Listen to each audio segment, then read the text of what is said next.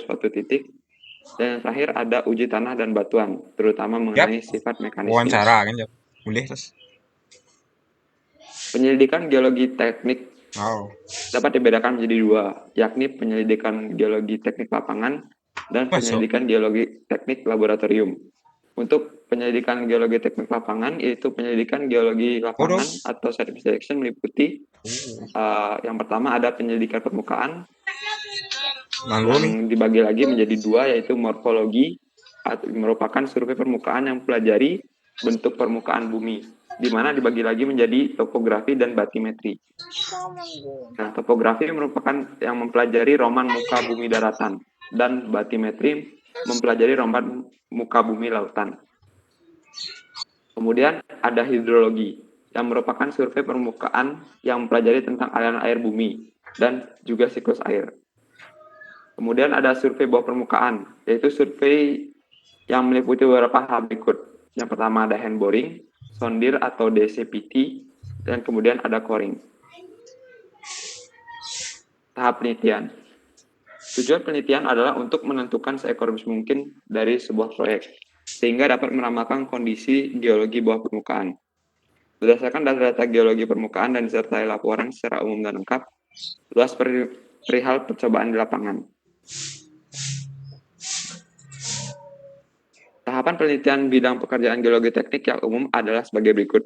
Yang pertama ada studi awal atau pendahuluan, atau biasa dikenal dengan the study. Yang terdiri dari yang A, interpretasi peta topografi, yang B, interpretasi peta geologi regional, yang C, yaitu peta interpretasi foto udara. Kemudian yang kedua, yaitu pengumpulan data di lapangan, yaitu ada pemetaan skala kecil, di mana itu 1 berbanding 2000 dan 1 berbanding 10.000, atau disesuaikan dengan luas rencana bangunan konstruksinya. Kemudian ada peta geologi teknik yang mencakup pula kondisi air tanah. Kemudian yang ketiga adalah penyelidikan detail.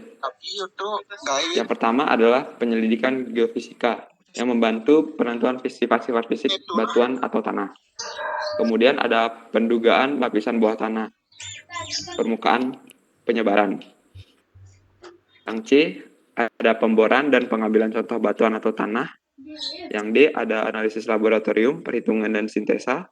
Dan yang E ada kompilasi dengan rencana pembangunan konstruksi laporan. Kemudian ada laporan. Kualitas hasil penelitian lapangan ditentukan oleh penggunaan alat secara optimal. Berbagai teknik penelitian dalam lingkup anggaran biaya yang tersedia untuk kegiatan penelitian tersebut. Metode penelitian lapangan yang memberikan informasi data permukaan adalah berupa peta geologi, geomorfologi, foto udara, dan informasi bawah permukaan dari interpretasi struktur geologi, yakni adalah dip batuan, posisi stratigrafi, umum, dan lain-lain. Kemudian ada pengukuran geofisis maupun pemboran. Dikit masuk ke peta geologi adalah sebuah gambaran 2 dimensi mengenai sebuah daerah yang biasanya dibuat berdasarkan suatu tujuan. Kemudian ada peta geomorfologi dan foto udara dapat memberi informasi tentang selisih ketinggian, pola sungai, ciri-ciri topografi, yang semua ini memberikan informasi perihal geologi bawah permukaan. Kemudian ada metode geofisis adalah untuk mengontrol gambaran 3 dimensi sebuah peta yang diperoleh berdasarkan perbedaan sifat-sifat fisis dari berbagai macam batuan. Yang terdiri dari metode seismik didasarkan pada kecepatan rambat getaran suara yang tergantung pada kerapatan material massa. Kemudian metode ketahanan elektrik dalam pengukuran terhadap hantaran elektrik dan terhadap berbagai macam batuan. Kemudian ada metode magnetik, adalah berdasarkan pada sifat-sifat magnetis pada batuan. Kemudian metode elektromagnetik yang melakukan pengukuran terhadap hantaran sebuah medan elektromagnetik yang terinduksi. Kemudian ada metode georadar yang melakukan pengukuran terhadap refraksi gelombang radio yang terinduksi. Kemudian ada gravimeter adalah melakukan pengukuran terhadap variasi dalam medan gaya berat. Beberapa metode geofisis dalam permukaan bumi antara lain ada refraksi seismik, kemudian ada refleksi seismik, Kemudian ada metode hambatan elektrik, metode magnetik, dan metode elektromagnetik. Untuk selanjutnya akan dibawakan oleh teman saya. Terima kasih. Baik, terima kasih Bisma. Selanjutnya akan saya lanjutkan presentasi materi yang telah dilakukan oleh teman saya. Sebelumnya, suara saya sudah terdengar ya? Bis, suaranya udah masuk, Bis? Masuk deh. Oke, baik. Terima kasih. Di sini saya akan menjelaskan tentang peta geologi. Peta geologi teknik merupakan peta yang menyajikan informasi tentang data, karakteristik, dan sifat keteknikan tanah atau batuan di suatu daerah atau wilayah. Adapun lingkup pemetaan meliputi jenis tanah, sifat fisik tanah atau batuan, sifat keteknikan atau daya dukung, perosokan, dan tanah mengembang.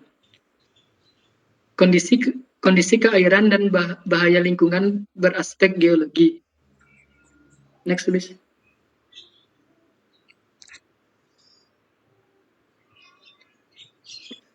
Analisis besar butir tanah.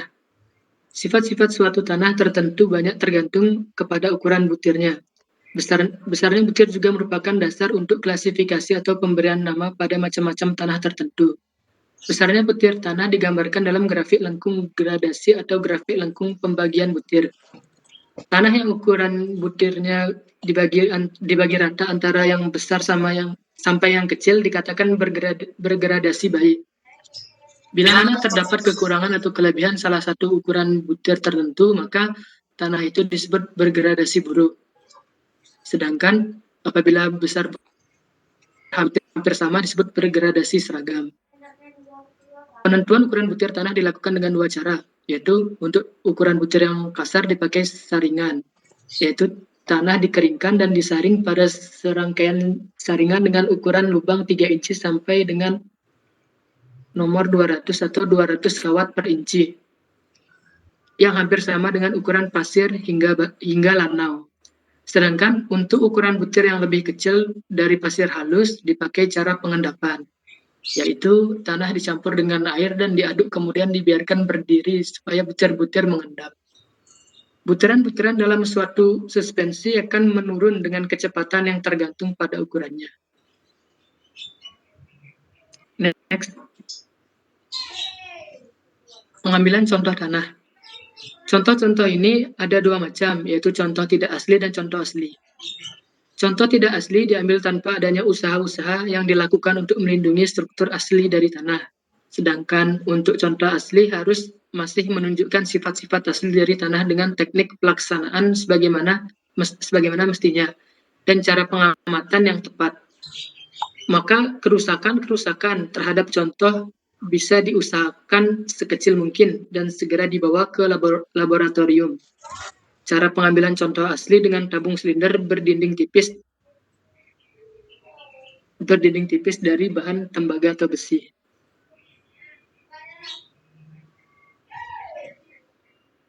Pemboran inti atau pemboran mesin. Maksud dari pemboran inti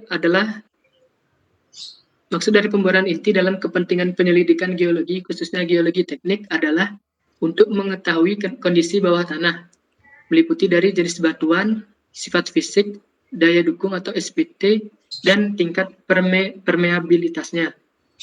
Untuk jenis tanah dapat diambil contoh tanah tidak terganggu atau US untuk diketahui sifat mekanika tanahnya. Secara komprehensif, data tersebut dapat digambarkan dalam log bor geologi. Next. Pemboran geologi teknik ada dua jenis, yaitu pemboran mesin dan bukan mesin. Pemboran mesin adalah semua jenis pemboran yang menggunakan penggerak dari tenaga mesin sistem.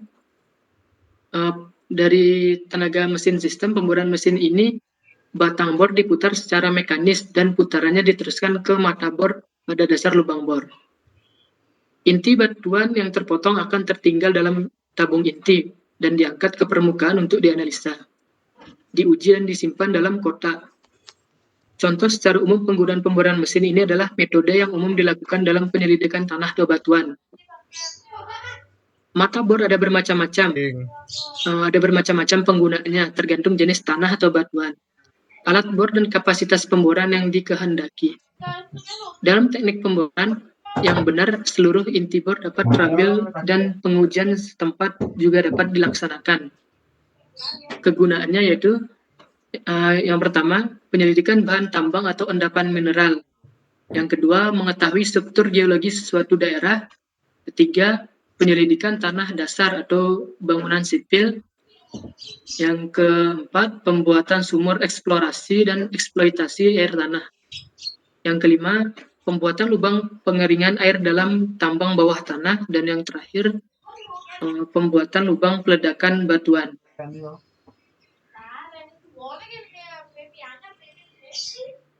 Baik, dilanjutkan dengan sesi diskusi. Jika ada yang ingin bertanya, silahkan sebutkan nama dan nomor NIM-nya.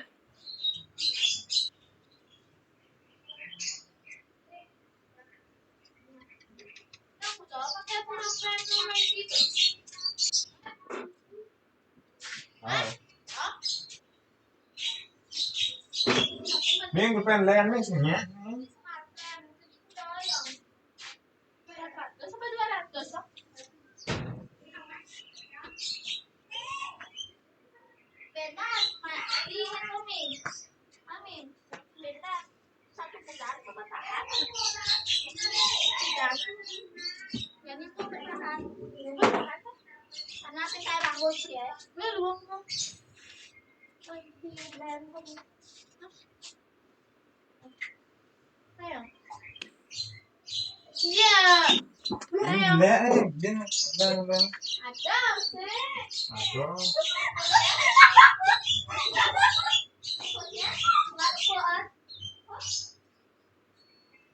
Bagaimana?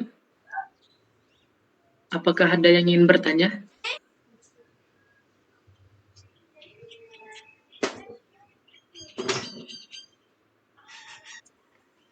Ada nih.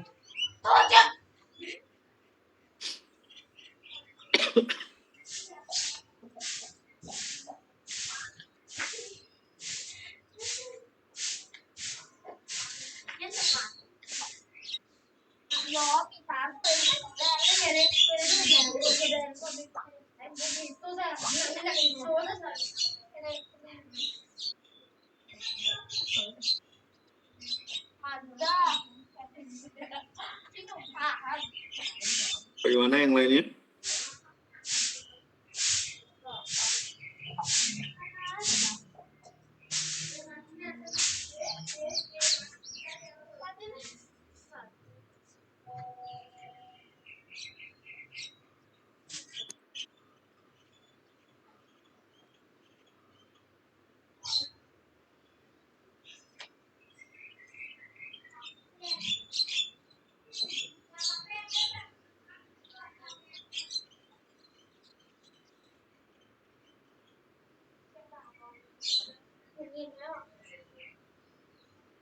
Oke, kalau tidak ada yang mau bertanya, silakan lanjutkan ke materi berikutnya.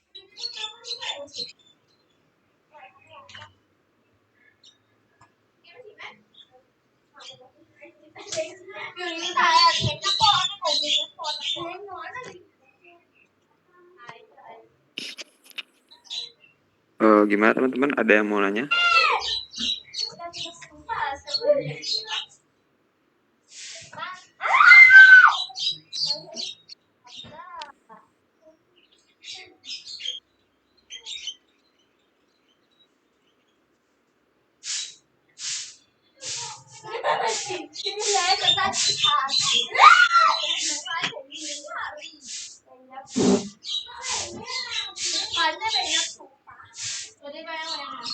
Ming mana sih? Ya.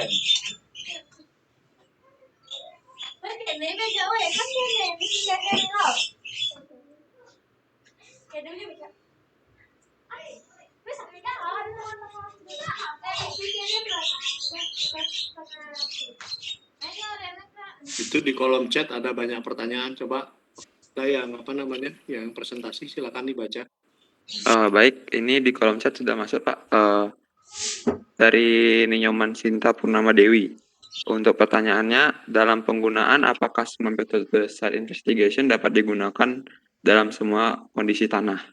Permasalahan yang sering dihadapi dalam melakukan pengeboran, dan jelaskan cara menanganinya. Baik, Silakan. untuk pertanyaannya saya terima. Mohon jawabannya tunggu sebentar ya. Terima kasih.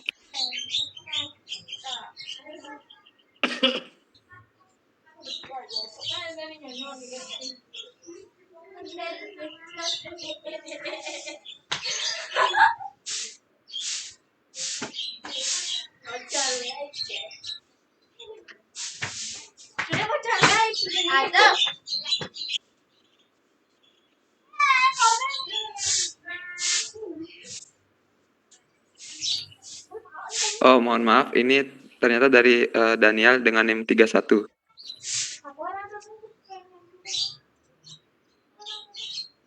Ada dua penanya itu ya.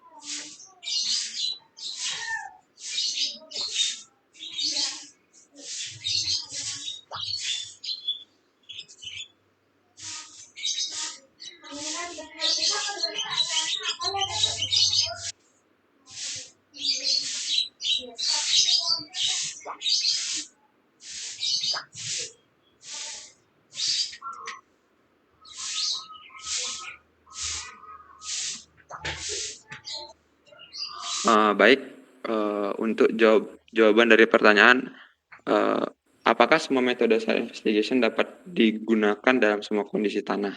Jawabannya tentunya untuk semua jenis ya, karena kan dalam metode penyelidikan seperti yang tadi ada pengeboran, pengambilan contoh tanah, dan analisis butiran tanah, sehingga kita dapat tahu jenis tanahnya, jenis dan serta kondisi tanah tersebut. Begitu dari saya. Apakah ada tambahan dari Adi?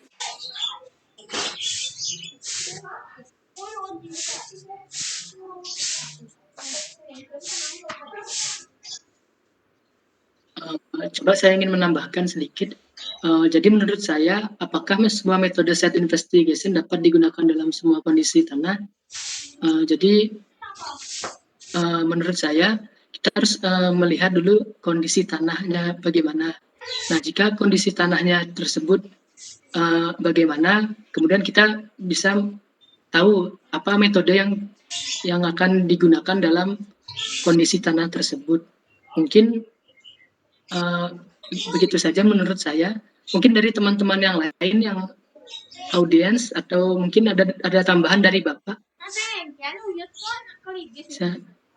Mungkin itu saja. Itu ada pertanyaan yang satunya belum, masalah apa itu, masalah dalam melakukan pengeboran ya. Untuk Daniel yang bertanya tadi ya, pertanyaan Anda sebenarnya sudah Anda jawab sendiri itu.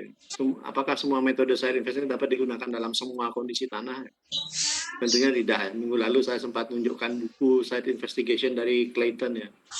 Jadi kan ada walkover survey. Jadi presentasi yang minggu lalu itu cukup lengkap, ada walkover survey dan lain-lain ya. Sorry, mungkin di kelas yang satunya ya.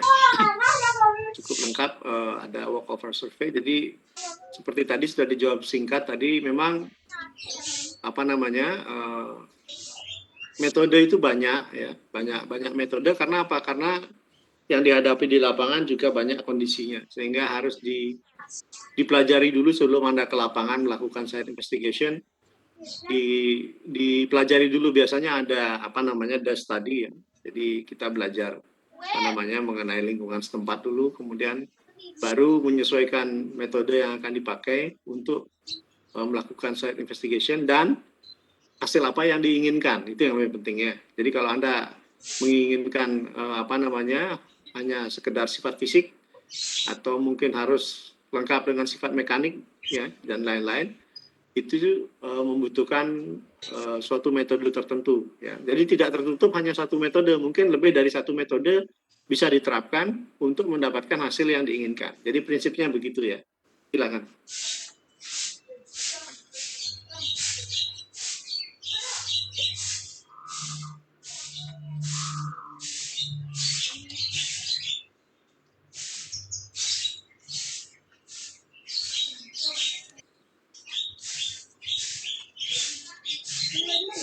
Silakan lanjutkan.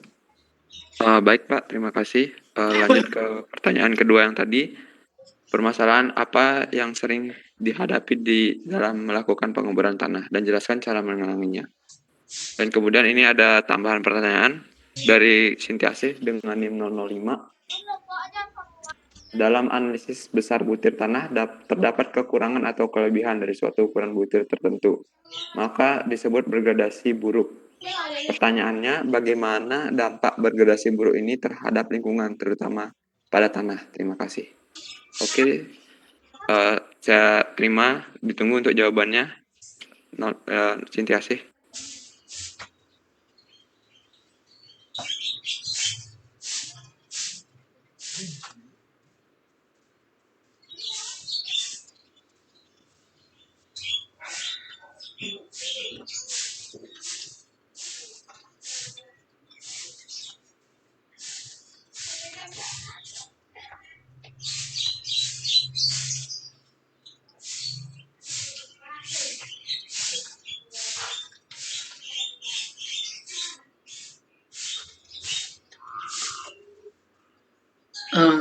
Baik, coba saya ingin bantu menjawab untuk pertanyaan dari Sinta, NIM akhir 022. Permasalahan yang sering dihadapi dalam melakukan pengeboran tanah. Jadi menurut saya tuh banyak sekali permasalahan yang bakal dihadapi nanti dalam melakukan pengeboran tanah. Yang paling utama itu adalah kondisi tanahnya dulu. Nah, kita tidak tahu bagaimana kondisi tanah, terus apa yang ada di dalam tanah tersebut. Nah, contoh misalnya salah pengeboran akan nanti berdampak pada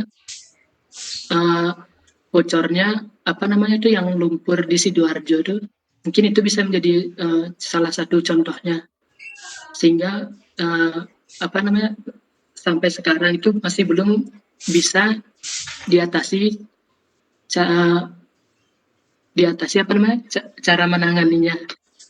Nah, untuk cara menanganinya, menurut saya itu kalau yang di lumpur Sidoarjo itu saya agak kurang tahu. Tapi jika ada permasalahan-permasalahan lain, nanti pasti akan bisa dicari solusinya.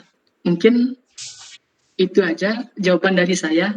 Karena mohon maaf juga belum melakukan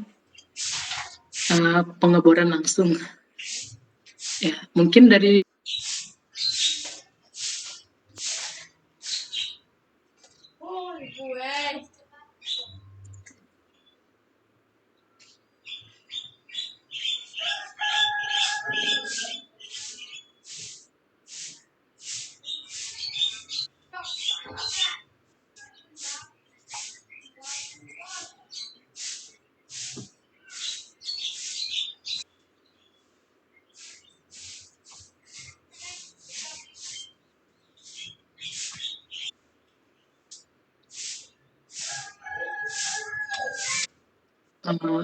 jika tidak ada tambahan, apakah Sinta apakah jawabannya membantu atau bagaimana?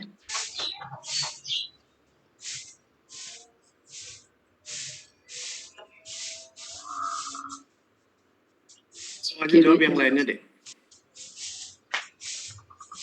Oh, baik Pak. Ada beberapa pertanyaan. Untuk pertanyaan selanjutnya dari Sintiasih. Dalam analisis besar butir tanah terdapat kekurangan atau kelebihan dari suatu ukuran butir tertentu, maka disebut berdegradasi buruk. Nah, pertanyaannya, bagaimana dampak degradasi buruk ini terhadap lingkungan, terutama pada tanah? Terima kasih. Baik, sebentar pertanyaannya Sebentar jawabannya akan saya diskusikan dulu dengan teman saya.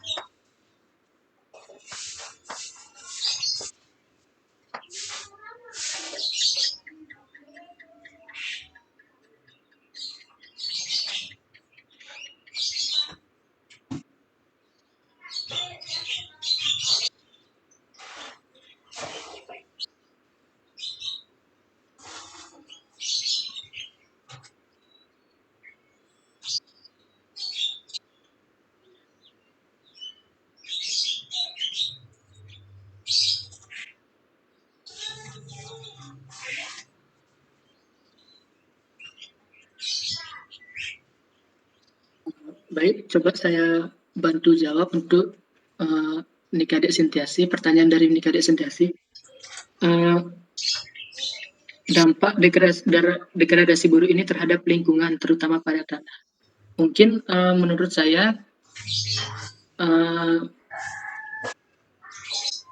tanah itu akan menjadi tidak subur nanti kalau menurut saya. Itu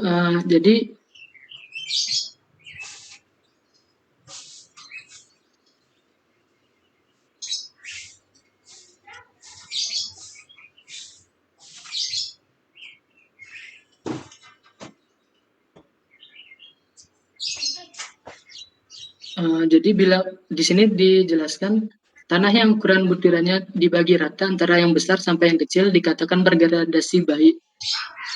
Bila mana terdapat kekurangan atau kelebihan salah satu ukuran butir tertentu, maka tanah disebut bergradasi buruk. Jadi menurut saya, Oke, gini kalau dalam Dek, saya bantu jawab Dek supaya enggak saya bantu jawab Dek. Ini nanti Anda dapatkan ya, kuliah ini Anda dapatkan di Mekanika Tanah 1. Ya, semester depan Anda akan belajar soal gradasi dari butiran tanah. Jadi tujuannya mencari gradasi butiran tanah adalah untuk mengklasifikasikan tanah tersebut. Apakah dia tergolong tanah berbutir halus atau berbutir kasar, ya, dan seterusnya. Di sana banyak akan dibahas mengenai klasifikasi tanah ya, menurut ASTM, menurut USCS, menurut USDA dan seterusnya ya. Dan di Indonesia juga ada SNI-nya. Tujuannya mempelajari gradasi dari butiran tanah. Itu tujuannya adalah untuk kepentingan sifat fisik dan sifat mekanik tanah. Jadi bukan ke arah pertanian. Tadi Anda jawab ke masalah tanahnya subur atau tidak, itu. Kita tidak masuk ke situ. Teman-teman Anda yang kuliah mungkin ya di bidang agriculture mungkin belajar itu, tapi kita belajar adalah mengenai daya dukungnya kuatnya. Jadi kalau gradasinya bervariasi ya, dari butiran yang paling kasar dan paling halus ada ya. Semua ukuran butiran ada. Artinya apa? Artinya semua rongga-rongga bisa terisi oleh oleh butiran yang lebih kecil, sehingga tanah menjadi sangat kompak dan rongga atau porinya menjadi kecil, sehingga itu bagus daya dukungnya. Kemudian kalau misalkan ada yang disebut sebagai poor graded atau bergradasi buruk, salah satu yang bergradasi buruk adalah tanah yang salah satu ukuran butirannya hilang atau tidak ada, ya itu namanya gap graded ya, atau bergradasi senjang. Akibatnya apa? Akibatnya kalau ada satu bagian dari ukuran butir tidak ada, tentunya ya pada posisi itu tidak akan bisa diisi oleh atau akan terisi oleh ukuran yang lebih kecil-kecil sehingga daya dukungnya berkurang. Ya, kemudian ada lagi yang paling buruk adalah uniformly graded ya, atau bergradasi seragam. Jadi ukurannya kalau Anda bayangkan ukuran tanah itu seukuran bola pingpong semua gitu ya. Kalau Anda masukkan ke dalam kotak gitu ya, atau dalam satu box, maka jumlah butiran yang Anda bisa masukkan juga tidak cukup banyak. Tapi terdapat rongga-rongga antara butiran satu dengan butiran yang lain. Tapi rongganya banyak. Tapi begitu nanti itu menerima beban, dia akan memampat. Itu tidak bagus. Nah, di teknik sipil lebih kepada membicarakan daya dukung tanahnya seperti itu. Ya, itu. Kemudian apa saja aspek yang harus disiapkan memulai proses pengeboran? Pasti jawabannya ada tadi ya. Tadi sudah dijawab sebenarnya di pertanyaan sebelumnya. Pasti Anda akan melakukan mempelajari dulu ya areal atau wilayah di sekitar situ, kemudian menyiapkan alat tentunya dan menyiapkan metode pengeboran. Itu ada pengeboran basah atau wash boring, ada pengeboran inti atau coring. Tadi sudah dibahas mengenai coring itu. Jadi itu yang bisa dilakukan ya. Kemudian ini juga masih ada pertanyaan yang sama, penentuan dilakukan dengan beberapa cara. Tadi gunanya untuk mengklasifikasikan tanahnya. Salah satu caranya untuk menentukan ukuran butiran tadi saya sudah baca ya. Di situ ada analisa butiran ya, analisa butiran atau analisa ayakan atau analisa saringan. Ya, nah, di situ ada pada serangkaian saringan ya. Itu namanya shift analysis atau analisis saringan ya, untuk mendapatkan distribusi atau sebaran butiran pada tanah. Ya, jadi itu adalah cara untuk melakukan penentuan ukuran atau distribusi. Ada cara yang kedua selain shift analysis adalah memakai tes hidro ini, hidrometer. Jadi kalau ukuran butiran itu lewat dari saringan nomor 200 ya, Anda sudah tulis di situ ya. Jadi kalau lewat dari saringan 200, jadi memakai saringan itu sudah nggak bisa karena dia saking halusnya, ukurannya 0,075 mm, kecil sekali ya. Itu digunakan cara hidrometer. Cara hidrometer itu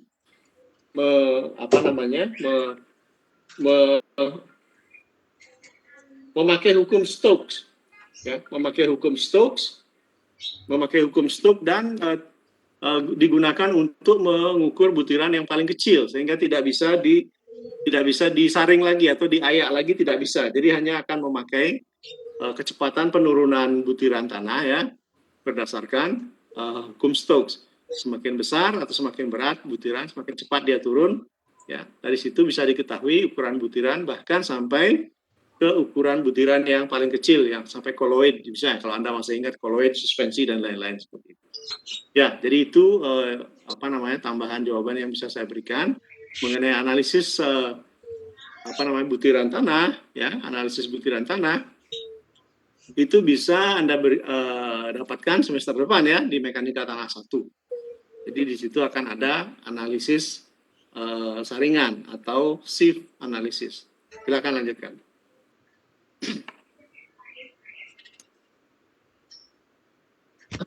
Terima kasih Pak atas bantuan jawabannya. Mungkin untuk yang lain, untuk Dwi Karmanda dan Sri Satria Dewi, apakah sudah bisa dipahami?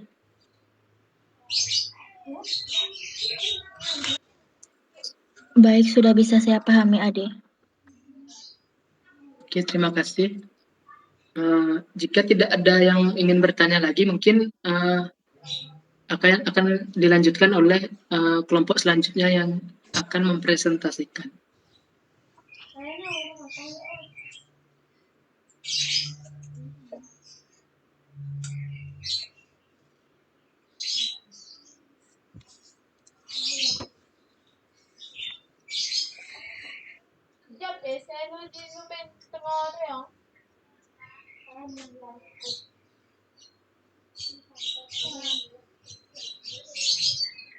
Silakan kelompok berikutnya. Izin share konten ya, Pak.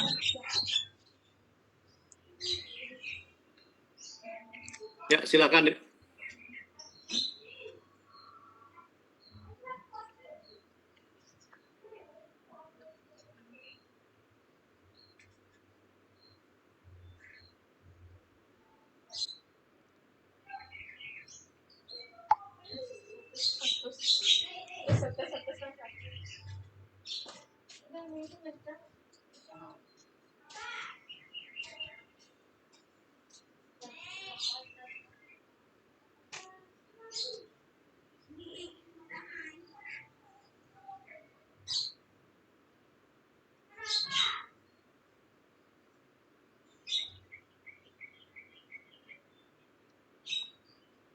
Baik, selamat sore kepada Bapak dan teman-teman yang sudah hadir di Webex hari ini. Kami dari kelompok 10, 11, 15 izin menggabungkan presentasi menjadi satu berdasarkan materi yang telah dibagikan oleh koordinator kelas. Pada sore hari ini kami akan mulai presentasi mulai dari kelompok 10. Pada kelompok 10 saya persilakan.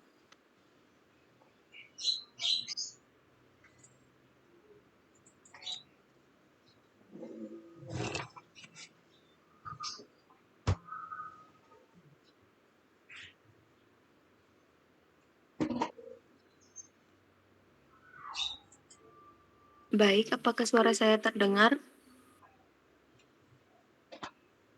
Sudah, Juli. Saya dari kelompok 10, yang beranggotakan saya sendiri, Nikada Juliani dengan NIM akhir 009, dan Niputu Diana Putri Rastiti dengan NIM akhir 027.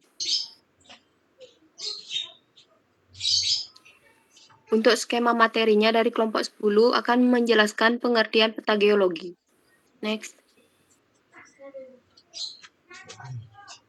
Pengantar. Seperti yang kita tahu, jika bentuk muka bumi memiliki berbagai macam jenis bentuk yang sangat bervariasi, dan juga di dalamnya bisa ditemukan berbagai jenis-jenis batuan. Sehingga, untuk mempermudah dalam menganalisis dan juga mempelajarinya, dibuatlah peta yang bisa menunjukkan bentuk permukaan bumi dalam bidang datar atau dua dimensi. Salah satunya berfungsi untuk mengetahui sebaran batuan yang berada di suatu wilayah atau daerah dengan menggunakan simbol atau lambang tertentu untuk membedakannya dengan yang lain. Peta ini bukan peta yang kita tahu kebanyakan yang terdapat pada atlas. Peta ini dinamakan peta geologi. Peta ini khusus dibuat untuk mempelajari mengenai ilmu kebumian yang berkaitan dengan ilmu geologi. Next.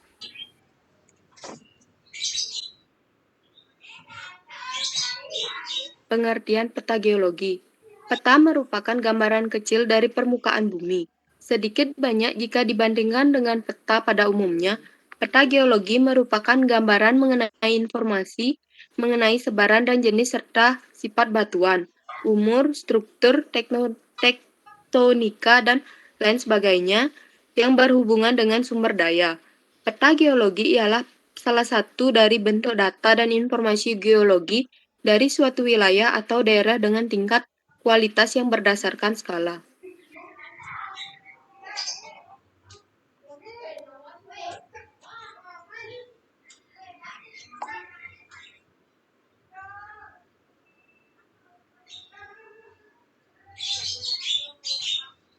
Di sini, terima kasih atas waktunya. Di sini saya akan melanjutkan presentasi dari Juliani.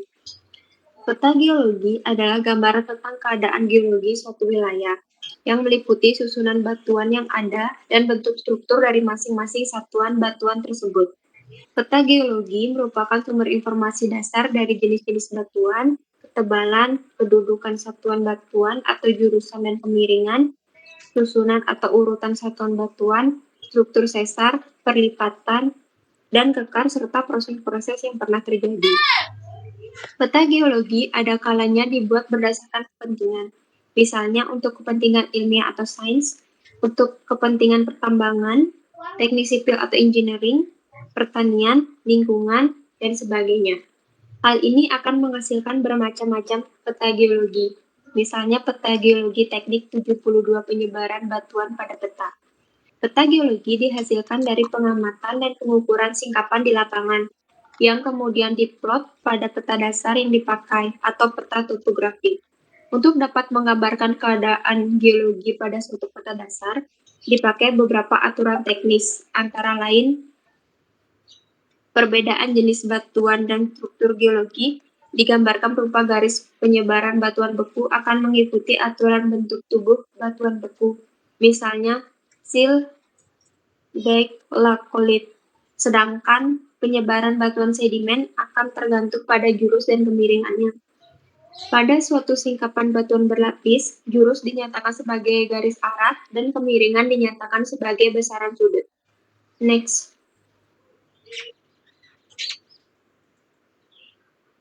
Berikut merupakan contoh gambar dari peta geologi. Peta geologi biasanya ditampilkan berupa gambar dengan warna, simbol, dan beberapa corak atau gabungan dari ketiganya. Untuk menggambarkan kondisi geologi tersebut, harus menggunakan beberapa aturan teknis seperti batas-batas satuan batuan ataupun struktur yang berupa garis, dan juga penyebarannya harus mengikuti bentuk tubuh batuan beku. Untuk perbedaan jenis yang terdapat pada batuan, diberikan tanda atau warna.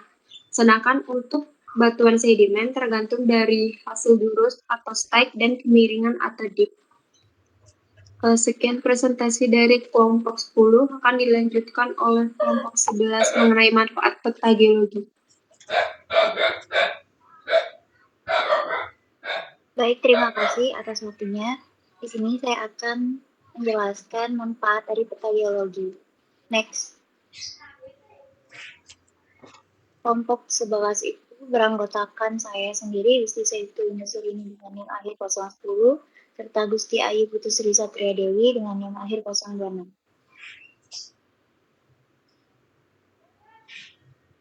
Next. Semua informasi dari peta geologi yang menyajikan berbagai informasi berupa jenis dan sebaran batuan, struktur, morfologi, dan kemiringan lereng, kerentanan tanah, dan reruntuhan variasi batuan sangat diperlukan terutama dalam pengambilan keputusan layak tidaknya suatu wilayah bagi peruntukan yang diinginkan. Secara ringkas dapat diuraikan mengenai kegunaan peta geologi. Next.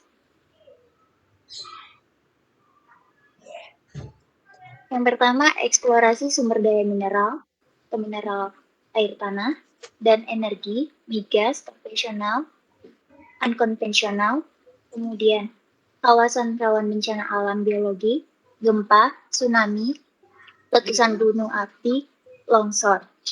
Selanjutnya, rencana pembangunan dan tata ruang, itu klasifikasi kualitas lahan pemukiman, potensi air tanah. Yang keempat, transportasi dan komunikasi, berupa rancangan jalan, jaringan air, listrik, pipa, dan jaringan kabel telepon. Next.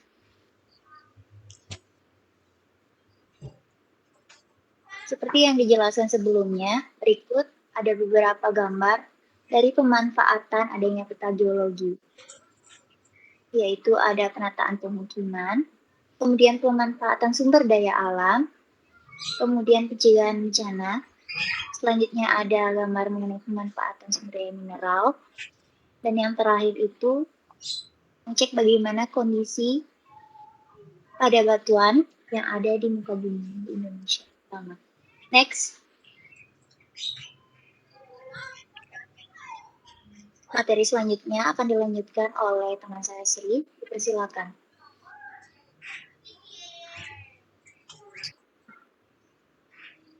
Apakah suara saya terdengar? Terdengar, Tri.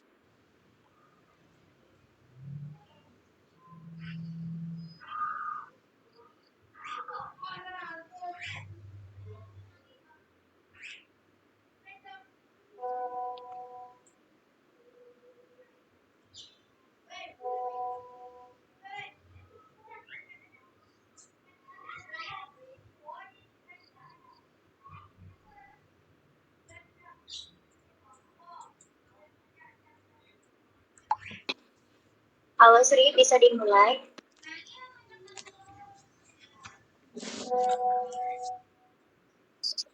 Apakah sudah terdengar? Iya, sudah. Baik, saya akan lanjutkan. Karena peta geologi berperan untuk menampilkan informasi berbagai karakteristik lokasi-lokasi di dalam area pembangunan, data yang tersusun dalam suatu basis data geologi secara rinci akan memudahkan pemerintah dalam membuat perencanaan pembangunan, pemantauan, dan evaluasinya secara akurat dan juga semua informasi mengenai potensi sumber daya lahan, sebaran kawasan layak huni, keuntungan dan kelemahan kondisi fisiografis yang mudah diakses untuk kepentingan pembangunan.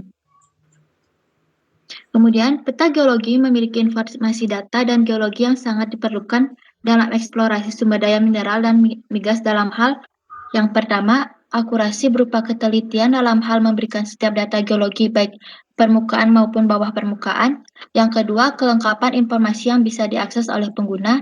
Yang ketiga, keseragaman format atau standarisasi agar bisa digunakan semua pihak dan dapat bertukar informasi dengan data lain yang terdapat di daerah yang sama. Yang selanjutnya, format data atau GIS menjadi format dasar pada setiap peta geologi agar memudahkan dalam penggunaannya secara global. Kemudian ada juga fungsi peta geologi sebagai pendukung dalam perencanaan pembangunan. Yang pertama, dimanfaatkan untuk keperluan perencanaan, pemantauan, hingga evaluasi hasil-hasil pembangunan. Yang kedua, juga menyajikan informasi sangat berguna bagi pengelola dan pengambilan keputusan untuk membantu memecahkan permasalahan.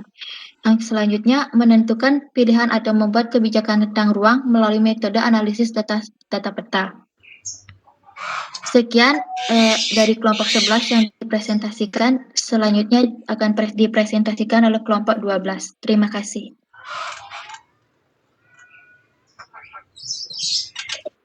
Baik, apakah suara saya terdengar? Terdengar, Vina. Baik, saya dari kelompok 12 beranggotakan saya sendiri, Safina Aulia Makira dengan NIM akhir 030 dan Binti Nur Ainiyah dengan NIM akhir 036.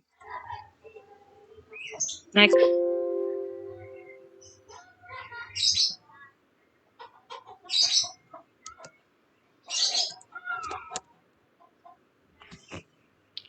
Macam-macam peta geologi. Yang pertama, peta geologi permukaan, yakni Surface Geological Map. Peta singkap. Yang kedua, peta singkapan Outcrop Map. Yang ketiga, peta ikhtisar geologis. Yang keempat, peta struktur. Yang kelima, peta isopatch. Yang keenam, peta fotogeologi. Dan yang ketujuh, peta hidrogeologi. Next. Yang pertama, peta geologi permukaan atau biasa disebut Surface Geological Map. Peta geologi ini merupakan peta yang memberikan informasi-informasi geologi secara langsung terletak di bawah permukaan. Skala peta geologi permukaan bervariasi, yaitu antara 1:50.000 hingga lebih dari skala tersebut. Peta ini bermanfaat untuk menentukan lokasi bahan bangunan, drainase, pencarian sumber air, dan juga pembuatan jalan. Yang kedua, peta singkapan Outcrop Map. Merupakan peta yang umumnya berskala besar dan juga mencantumkan lokasi ditemukannya batuan padat. Peta ini memberi informasi yang berasal dari pemboran serta sifat batuan dan kondisi strukturalnya. Peta singkapan berguna untuk menentukan lokasi ditemukannya batuan tertentu. Yang ketiga, peta ikhtisar geologis. Peta yang memberikan informasi langsung mengenai formasi-formasi yang tersingkap atau ekstrapolasi terhadap beberapa formasi yang masih tertutup dengan lapisan endapan Holosen. Next.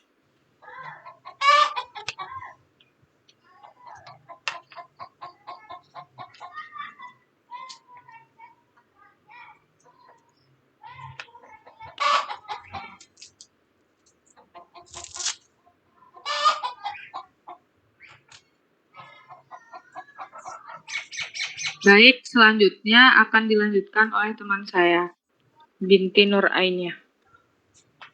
Baik, terima kasih atas waktunya. Saya akan melanjutkan materi yang sudah dijelaskan oleh teman saya.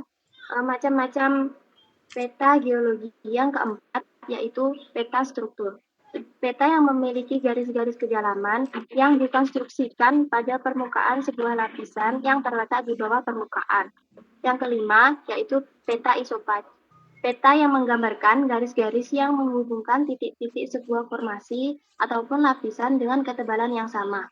Pada peta ini tidak ditemukan konfigurasi struktural. Yang keenam, peta fotogeologi. Peta fotogeologi dibuat berdasarkan pada interpretasi dari foto udara. Peta ini harus berdasarkan keadaan yang sebenarnya di lapangan. 7. Peta hidrogeologi. Peta yang menunjukkan kondisi air tanah yang terdapat pada daerah yang dipetakan. Peta ini dapat diketahui juga lapisan kedap air dan tidak kedap air. Sekian penjelasan yang dapat saya sampaikan. Selanjutnya saya kembalikan ke moderator. Baik, karena semua materi sudah dibagikan, sesi selanjutnya itu adalah soal rebutan. Di sini kami menyiapkan beberapa soal yang dapat dijawab oleh para pendengar. Soal rebutan ini akan kami mulai dari sekarang. 004 mau nomor Jawab nomor 1. Pertama, Jawab nomor 1. nomor 4 032 nomor 1. nomor 4 maaf sebelumnya, agar tidak rebutan, agar tidak saling membunuh suaranya, saya mulai dengan nomor 1 dulu. Siapa yang ingin menjawab nomor 1? Sebutkan nomor 11-nya. 032 nomor 1 nomor 032 023. Saya persilakan. Oke, baik. Perkenalkan saya Kada Iwedanti Widiastini dengan NIM akhir 011 akan menjawab soal nomor 1. Apa yang dimaksud dengan peta geologi? Menurut yang sudah dijelaskan tadi, peta geologi adalah gambaran tentang keadaan geologis suatu wilayah yang meliputi susunan batuan yang ada dan bentuk struktur dari masing-masing satuan batuan tersebut. Mungkin itu jawaban dari saya. Terima kasih. Untuk yang lain, apa ada yang ingin menambahkan jawaban dari Ayu Wedanti?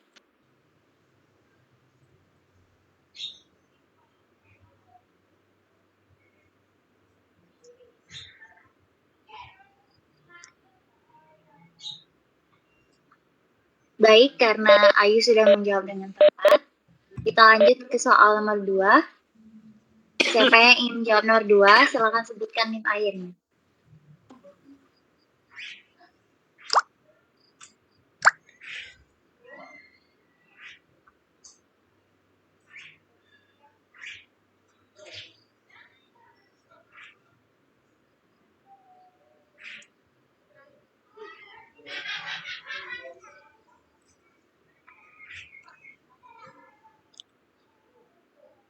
Bagaimana? Apa tidak ada yang ingin menjawab nomor 2? Atau masih berpikir mengenai jawabannya?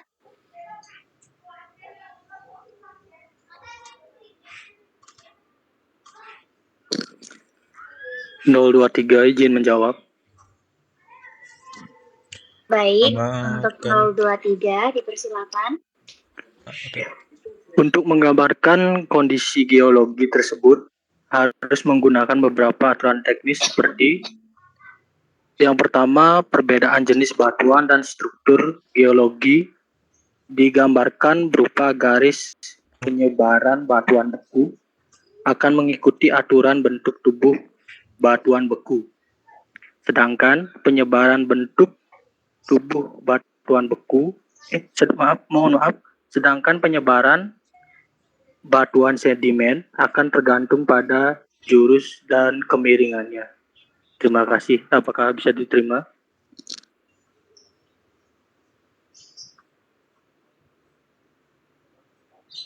Baik, terima kasih untuk jawabannya. Untuk Gede Suartana, apakah ada teman yang lain ingin menambahkan?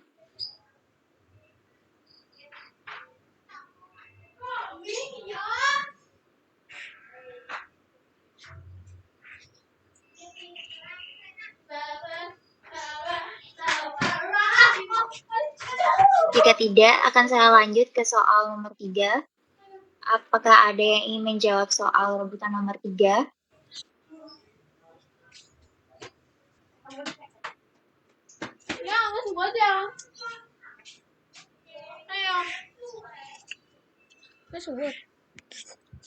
Izin menjawab 018. Iya, dipersilakan 018.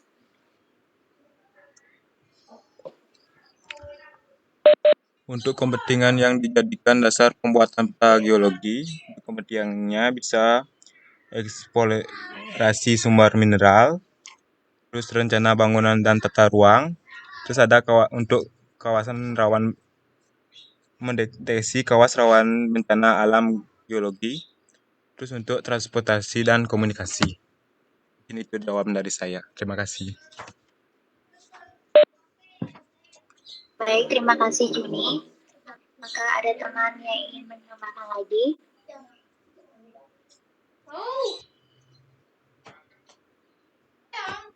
Ner?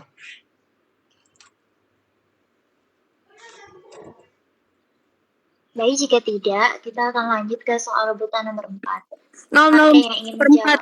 004. Baik, untuk nomor 004, Carmelia, dipersilakan. Ya, jadi manfaat dari peta geologi permukaan yaitu untuk menentukan lokasi bahan bangunan, drainase, pencarian sumber air, dan juga untuk pembuatan jalan. Apakah benar?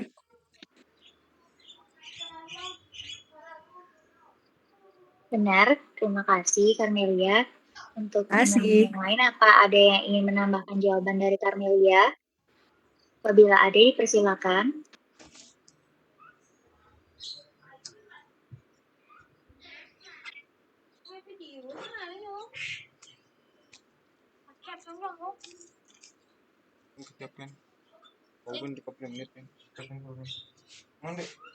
Baik, apabila sudah, kita lanjut dengan soal rebutan nomor 5.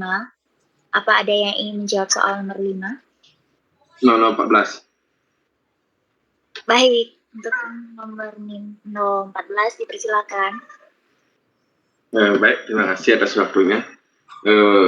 Itu ada 4, eksplorasi sumber daya alam, minerai air tanah, dan energi migrasi profesional. Yang kedua itu rencana pembangunan dan tata ruang, partisipasi kualitas lahan pemukiman, posisi air tanah. Yang ketiga, kawasan rawan bencana alam, geologi gempa dan tsunami, letusan gunung api dan longsor. Yang keempat, transportasi dan komunikasi, rencana jaringan jalan, listrik, pipa, dan jaringan kabel telepon.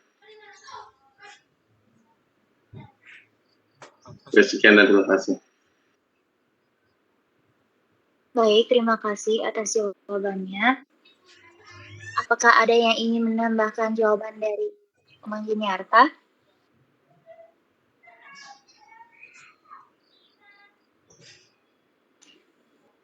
Apabila tidak, akan saya lanjutkan ke soal nomor 6. Ada kepada teman-teman yang ingin jawab soal nomor 6, dipersilakan.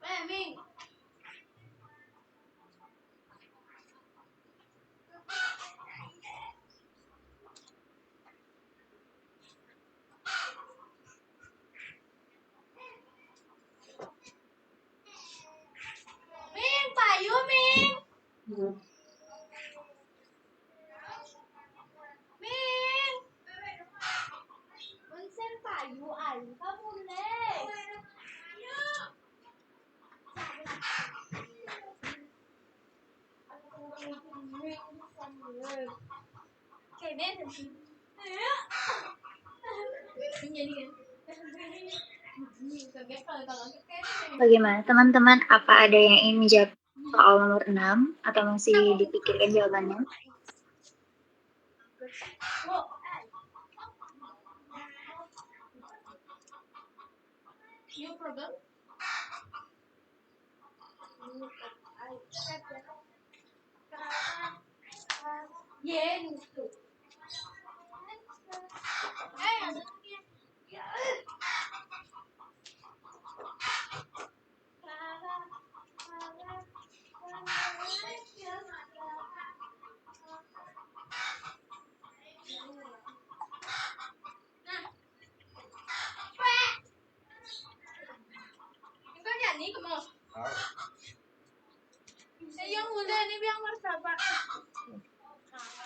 Sekali lagi, apa ada Mohon teman-teman izin yang menjawab absen iya. 032. Ya, Mohon dengan izin. absen 032, Sastra Ya. bisa dipersilakan. Bisa dijawab. Baik, saya akan menjawab pertanyaan nomor 6, yaitu apa saja peranan peta geologi. Ya, peranan peta geologi memiliki peran penting, yaitu sebagai penunjang dan pendukung berbagai program rencana pembangunan di suatu wilayah yang meliputi tahap perencanaan, pelaksanaan dan evaluasi, dan kawasan rawan-rawan bencana alam geologi seperti gempa, tsunami, letusan, gunung berapi, dan longsor. Begitu kiranya yang dapat saya sampaikan. Mungkin ada tambahan dari teman-teman sekalian. Terima kasih. Iya, terima kasih Sastra. Untuk teman-teman yang lain, apa ada yang ingin menambahkan jawaban dari Sastra?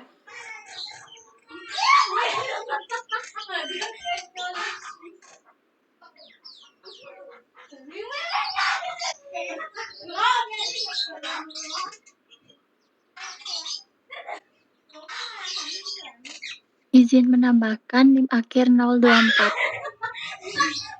Baik, kepada NIM 024, saya persilakan.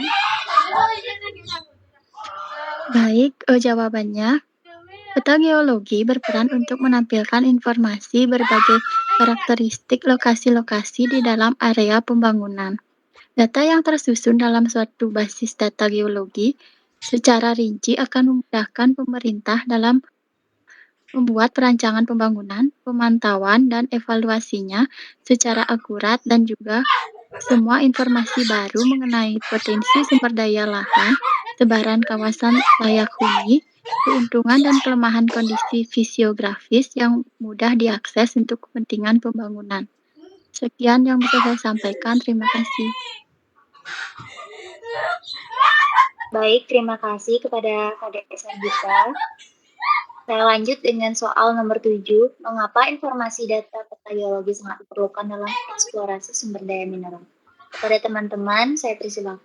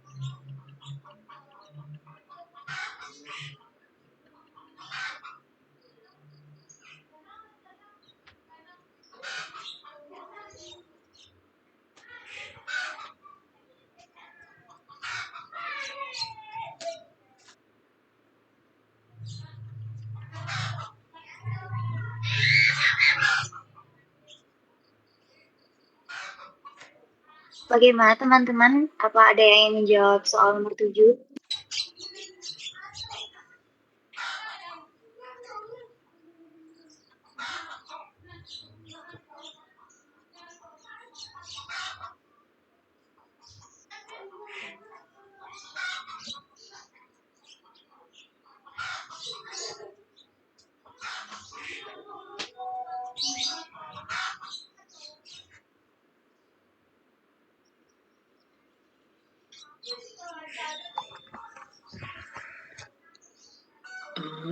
izin menjawab 015. Iya, kepada 015 saya persilakan. Jadi mengapa informasi data peta geologi sangat diperlukan dalam eksplorasi sumber daya mineral? Jadi menurut saya itu sangat peta geologi ini sangat penting, terutama yang pertama padahal akurasi berupa ketelitian dalam memberikan setiap data geologi baik permukaan maupun bawah permukaan. Kemudian yang kedua, kelengkapan informasi yang bisa diakses oleh pengguna. Yang ketiga, keseragaman format atau standarisasi agar bisa digunakan semua pihak dan dapat bertukar informasi dengan data lain yang terdapat di daerah yang sama. Kemudian yang keempat itu format data atau GIS menjadi format dasar kepada setiap peta geologi agar memudahkan dalam penggunaannya secara global. Mungkin ada tambahan dari teman-teman yang lain, dipersilahkan. Mungkin jawaban saya itu saja. Sekian, terima kasih.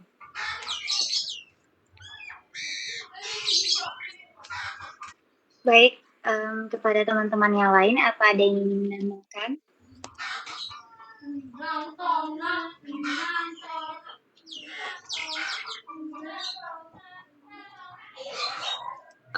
Jika tidak, saya lanjut dengan soal nomor 8. Apakah ada yang ingin menjawab soal nomor 8? Saya persilakan. 021. Iya, kepada NIM 021. Peta yang dibuat berdasarkan pada interpretasi dari foto udara disebut peta fotogeologi. Terima kasih. Baik, terima kasih atas jawabannya, Rizka.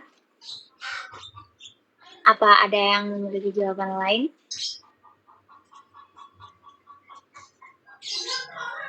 Oke, kita lanjut ke pertanyaan nomor 9. Yang terakhir, apakah ada yang ingin menjawab soal nomor 9? 012. Izin menjawab. Ya, 012 tadi. Geologi permukaan adalah peta yang memberikan berbagai formasi geologi yang langsung terletak di bawah permukaan. Mungkin sekian. Terima kasih. Tadi 0612, apakah ingin menambahkan lagi? Kalau dari saya itu sama kayak 016 yang tadi, peta geologi itu merupakan peta yang memberikan informasi-informasi geologi secara langsung dan terletak di bawah permukaan. Sekian dari saya, terima kasih. Terima kasih, Bisma. Baik, kita lanjut ke sesi berikutnya. So next.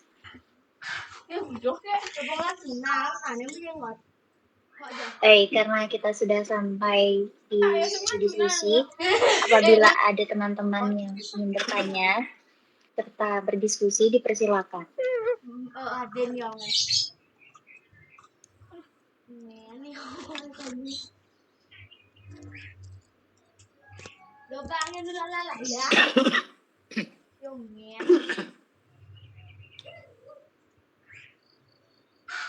Silakan tutup dulu sebentar ini Anda ya, screen Anda. Saya mau tampilkan peta geologi. Jadi Anda sudah lancar tadi menjawab pertanyaan-pertanyaan yang diberikan tadi. Saya ingin tunjukkan satu peta geologi ya.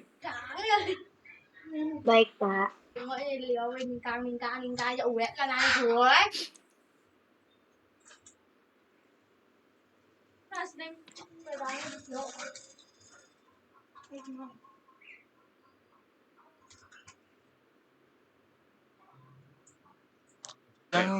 peta geologi Bali ya.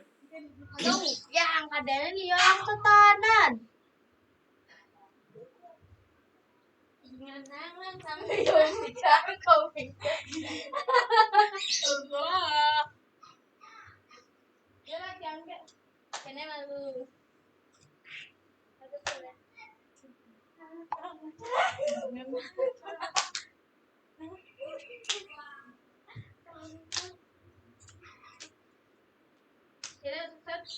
Bisa lihat ya? Sudah, Pak. Apa yang Anda bahas tadi itu contohnya ini. Ya. Jadi kalau tadi Anda bicara tentang singkapan, ya, tentang strike, kemudian tentang deep, kemudian jenis batuan utamanya apa, ya, jenis batuan utamanya apa, kemudian batas-batasnya, ya, kemudian digambarkan dalam bentuk garis-garis atau warna-warna tertentu, ya, pada bidang-bidang tertentu yang menggambarkan satu simbol atau yang mewakili jenis batuan. Ya, jadi ini adalah salah satu. Apa yang Anda jawab tadi itu salah satu contohnya ini. Jadi kalau ini disebutkan sebagai peta geologi permukaan bisa. Ya. Kemudian di sini ada bagian yang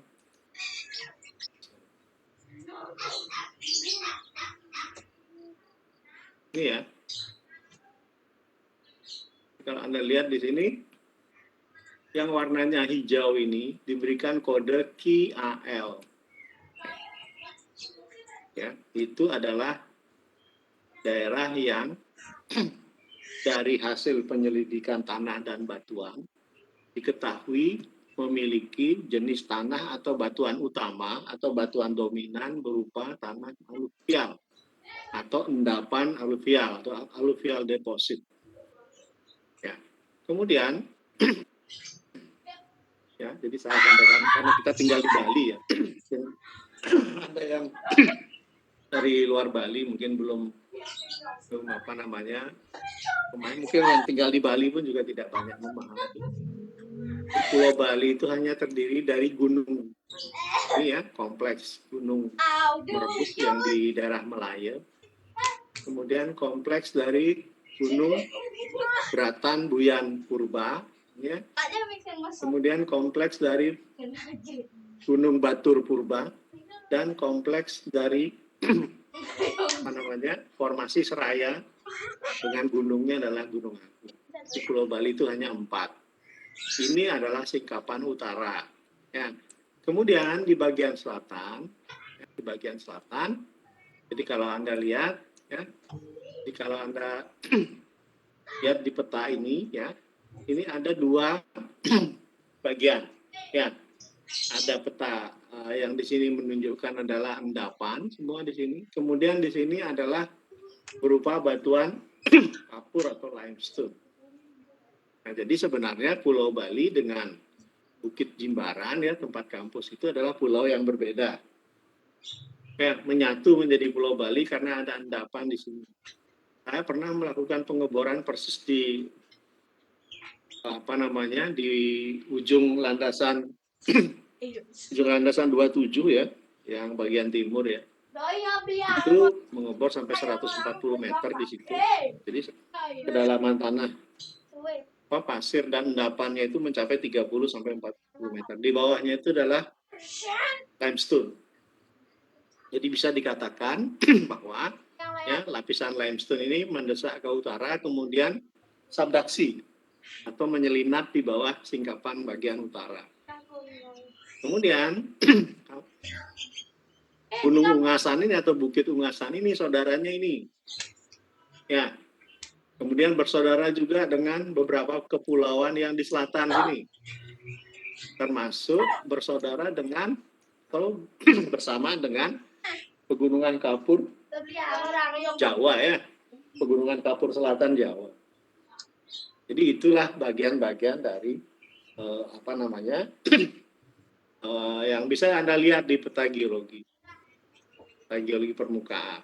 Nah, jadi kalau tadi ada pertanyaan, apakah semua metode bisa digunakan untuk melakukan penyelidikan tanah? Bisa tentunya kalau bersesuaian dengan jenis tanah yang akan jenis tanah atau batuan yang akan diteliti, seperti itu. Nah, kalau misalkan Anda ingin melakukan penyelidikan tanah di daerah tertentu, misalkan kota A begitu, ya, atau mungkin seperti kota Denpasar itu, ya. Ini bagiannya apa? Bagiannya KIBB ini. KIBB itu apa, ya? Nanti Anda lihat di sini. Ya. Jadi itu adalah tufa atau tanah lempung yang membatu sedikit. Itu hasil dari endapan lahar dari gunung Bratanbuyan Purba dan Batur Purba. Ya. Jadi Anda bisa tahu seperti itu. Sehingga Anda tahu kira-kira kekuatan batuannya seberapa. Sehingga Anda bisa membawa alat yang sesuai dengan itu. Jadi untuk mengerjakan pekerjaan peta geologi, meskipun Bali yang kecil segini ya, jadi Anda bayangkan nanti peta geologi Indonesia, setiap pulau di Indonesia itu sudah dipetakan, itu dilakukan oleh banyak pihak. Ya. Jadi pada segmen Bali bagian barat dikerjakan oleh Purbo Hadiwijoyo, kemudian bagian tengah, bagian 2 ya, dikerjakan oleh ini, kemudian bagian 3 dikerjakan oleh ini, dan seterusnya. Jadi ini adalah pekerjaan yang sulit, banyak memakan waktu, banyak memakan biaya untuk menampilkannya dalam satu peta, satu lembar kertas seperti ini. Ya. Jadi kalau Anda tadi ada yang memasang peta geologi Indonesia itu ya, itu adalah, kalau menurut saya itu pekerjaan masterpiece gitu ya, pekerjaan yang sulit yang melibatkan banyak pihak dari berbagai latar belakang keilmuan, salah satunya teknik sipil. Ya. Jadi itu yang ingin saya sampaikan. Jadi betapa sulitnya untuk membuat ya, atau menyusun satu peta geologi ya. Jadi untuk memastikan singkapan-singkapan seperti ini ya, posisi ini membutuhkan apa? Membutuhkan site investigation. Jadi kalau di sini tadi sudah saya tunjukkan bahwa untuk pulau sekecil ini saja itu dibutuhkan banyak pihak yang mengerjakan. Jadi kalau dilihat tahun dari peta ini disusun itu tahun 1971, 50 tahun dari sekarang. Umur peta ini sudah 50 tahun. Ya. Kenapa tidak diupdate? Ya. Di Bali tidak pernah ada event geologi yang besar. Ya, event geologi yang besar nggak ada. Sehingga batuan itu juga nggak berubah. Jadi tidak perlu diupdate. Ya. Yang mengalami perubahan apa? Hanya bentuk permukaan saja.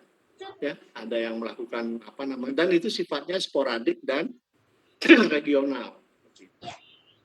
Tadi ada peta berdasarkan hasil foto ya, hasil foto permukaan. Anda lihat saja ya Google Maps itu adalah peta hasil dari kemudian ya coba saja saya tunjukkan Anda di Google Maps ya.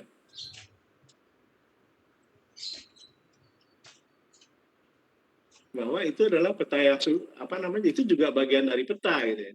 Jadi kalau saya tunjukkan Google Maps, ya.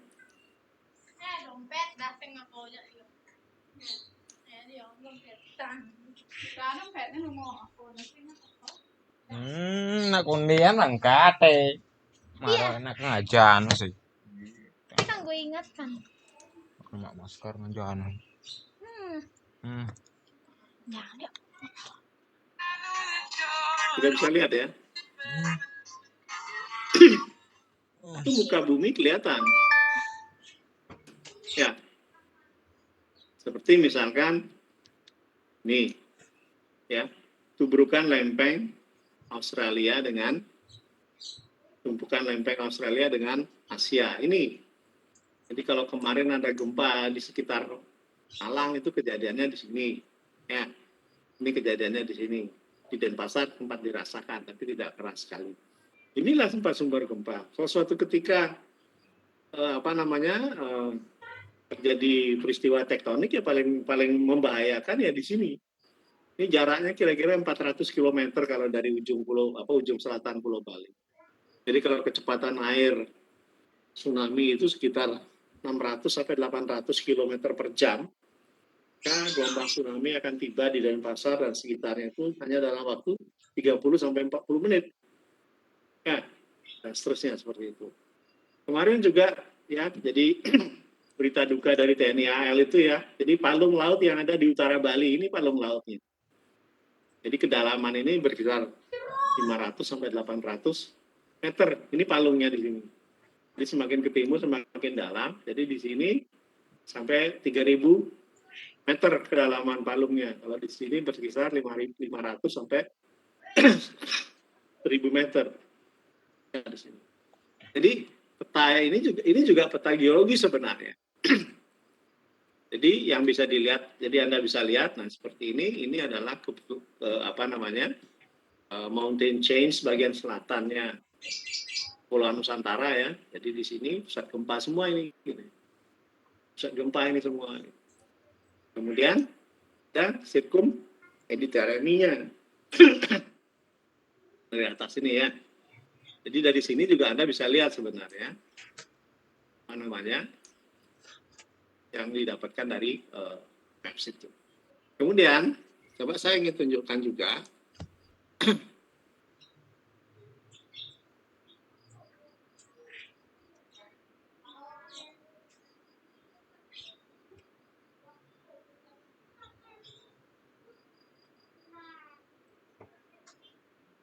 ini ya peta gempa ya. Jadi kalau Anda lihat di sini, di salah satu peta ini adalah peta geologi juga. Ya, peta geologi yang tadi, cuman digambar sesarnya sekarang. Jadi di Bali itu ada sesar seperti ini, ada retakan Gilimanuk, retakan Jembrana, ya, retakan Seririt yang gempa besar tahun 76 ya. Kemudian ada sesar Jagaraga di sini, 30 ya. Kemudian yang hitam-hitam ini berpotensial aktif. Jadi kebutuhan kita di teknik sipil itu sangat bergantung dari peta geologi ya. Termasuk salah satunya adalah peta seismik ya, peta seismik. Jadi kalau peta seismik ya bisa dilihat di sini peta seismik untuk Bali gitu misalkan, atau mungkin peta seismik Indonesia gitu ya. Ini bisa dilihat. Jadi sesar-sesar aktifnya di mana seperti itu. Ya, jadi jelas-jelas ya, palung-palungnya di mana, kemudian sesar-sesarnya. Jadi peran-peran dari yang sudah Anda sampaikan tadi di situ ya, suatu ketika nanti ya Anda membutuhkan kondisi itu ya, kondisi untuk bisa dilakukan menunjang kebutuhan desain Anda. Ya, oke, silakan lanjutkan.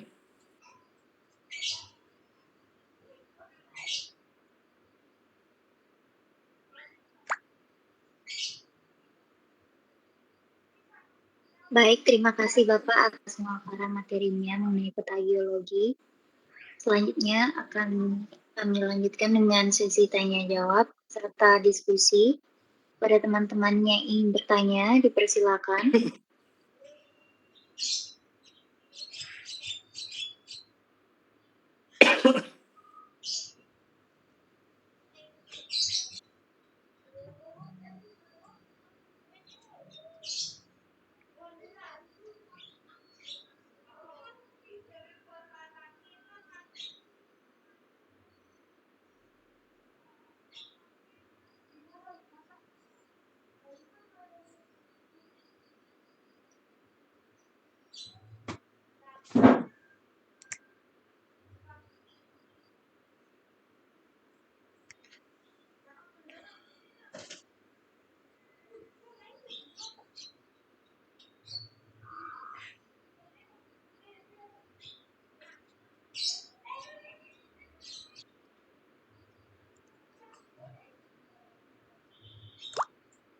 Sekali lagi, apa ada pertanyaan dari teman-teman?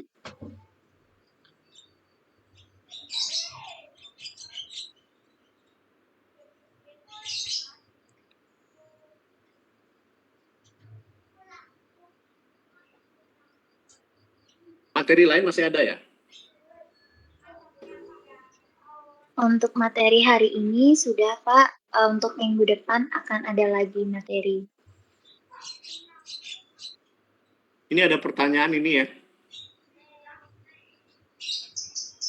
Ya. Pertanyaan dari... Apa yang menjadi perbedaannya?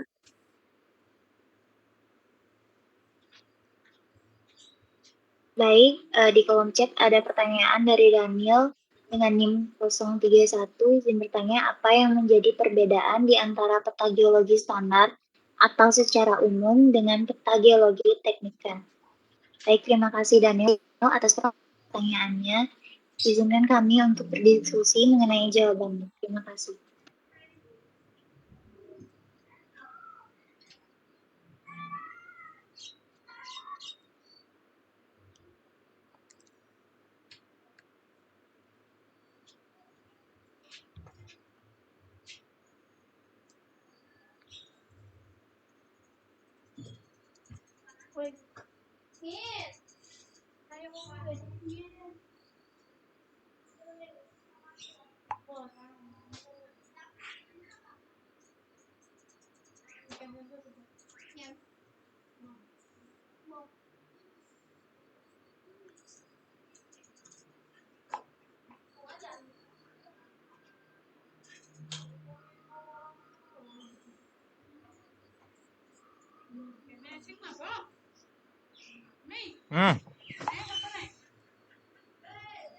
Baik, saya akan mencoba menjawab pertanyaan dari Daniel, yaitu perbedaan di antara peta